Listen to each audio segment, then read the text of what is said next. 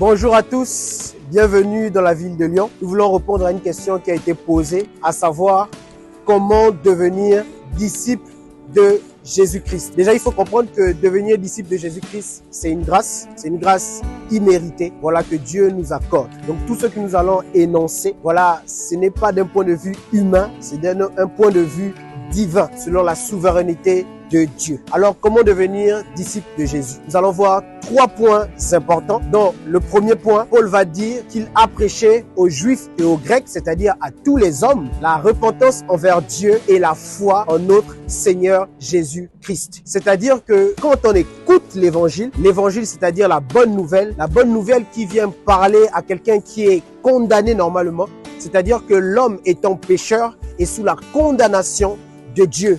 C'est-à-dire que Dieu est en colère contre les hommes. La bonne nouvelle, c'est que Dieu a préparé un avocat pour les hommes. C'est que Dieu a envoyé son Fils afin que son Fils soit un avocat pour les hommes.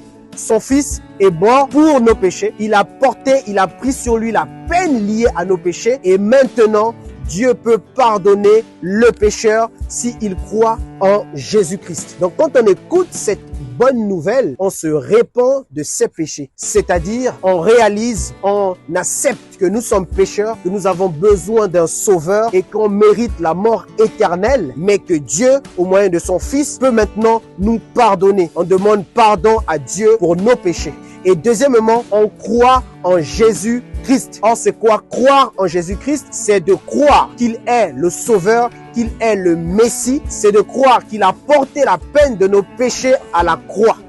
Ensuite, quand on se répand et on croit en Jésus-Christ, cela doit nous amener à appliquer le commandement de Dieu, dont un des commandements qui demande de se faire baptiser. Voilà, quand 2 personnes partent se marier, que ce soit devant les parents ou à la mairie, c'est pas à la mairie qu'ils ont commencé à s'aimer, mais la mairie, c'est l'officialisation, ou devant les parents, c'est l'officialisation devant les hommes, devant Dieu, de leur union. Mais ils ont commencé à s'aimer bien avant. Et donc, après s'être repenti et avoir cru en Jésus-Christ, maintenant, on doit se faire baptiser. Le baptême qui est un engagement de bonne conscience. Donc, il faut avoir une bonne conscience. Il ne faut pas être un enfant, un bébé qui ne prend pas conscience des choses. Donc, quand on prend conscience, on se fait baptiser, un engagement de bonne conscience envers Dieu. Et donc, cet engagement, c'est l'image de la mort quand on rentre dans les eaux et de la résurrection de Jésus-Christ quand on sort dans les eaux. Cela veut dire, quand on rentre dans l'eau, c'est l'image que nous sommes morts au péché, parce que la Bible dit qu'il est mort et c'est pour le péché qu'il est mort. C'est-à-dire qu'on est mort à notre ancienne vie et quand on ressuscite, c'est-à-dire que maintenant on ressuscite à une nouvelle vie, en nouveauté de vie avec Jésus-Christ. Très important.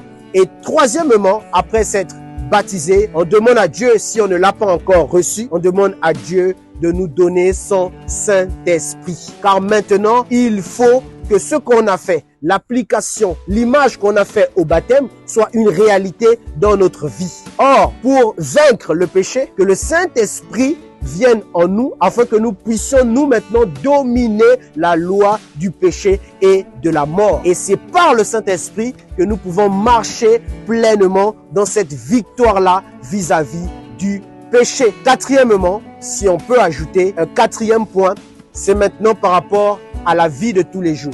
Comme un enfant, il doit grandir. Et par rapport à la vie de tous les jours, les apôtres nous diront dans Actes 2, 42, la Bible va dire, après avoir cru, après s'être fait baptiser, qu'est-ce que les disciples faisaient? La Bible dit dans Actes 2, 42, ils persévéraient dans la communion fraternelle. Donc, c'est-à-dire, après avoir fait toutes ces choses, il faut avoir une église, une assemblée locale où on peut grandir dans la communion fraternelle, où on peut avoir des frères et des sœurs en Christ qui vont nous encourager, avec qui on va apprendre et avec qui on sera édifié pour grandir. Et deuxièmement, ils persévéraient dans la communion fraternelle, ils persévéraient dans l'enseignement des apôtres.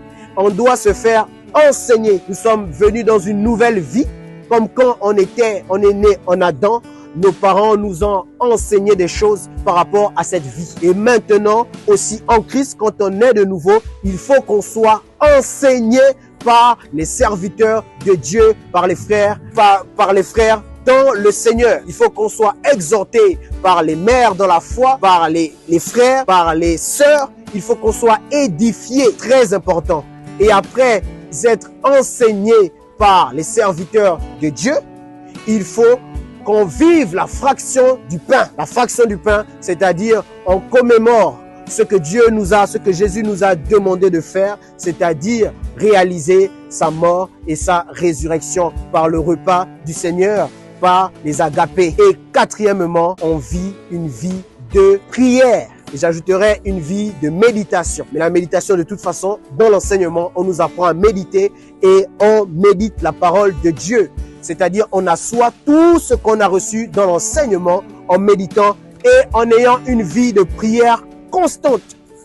Donc voilà, en gros, si je peux dire 3 points, sinon 4 points qui montrent comment nous devons devenir disciples de Jésus-Christ selon la grâce. C'est-à-dire, quels sont les moyens que Jésus emploie, quels sont les moyens que Jésus utilise pour nous faire rentrer dans son royaume. La foi, la repentance et la foi en notre Seigneur Jésus-Christ. C'est-à-dire Jésus en tant que sauveur et Jésus en tant que Seigneur. Il nous a sauvés. Amen. Et maintenant, il est aussi notre Seigneur. C'est-à-dire qu'on marche maintenant selon lui.